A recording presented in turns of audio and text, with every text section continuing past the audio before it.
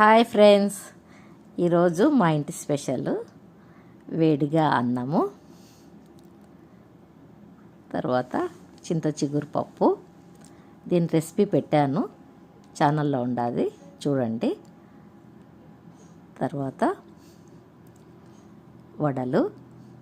ఇది మొన్న 2 కాయలతో ఆవకాయ పెట్టాను కదా, అది కొంచెం తీసి పెట్టాను అక్కడ. అది తర్వాత చల్లని పెరుగు. ఇది మేము ఇంట్లోనే చేసాము, మ్యాంగో జ్యూస్. దీనిది కూడా ఒకసారి పెడతాను ఛానల్లో చూడండి. ఇది మేమే చేసుకున్నాము ఇంట్లోనే, చాలా బాగా వచ్చింది. చల్లని నీళ్ళు. ఇది ఫ్రెండ్స్ మా ఇంట్లో మేము చేసినది. పప్పు చాలా బాగా వచ్చింది, ఒకసారి చూడండి ట్రై చేసి. చాలా బాగా టేస్ట్గా ఉంది.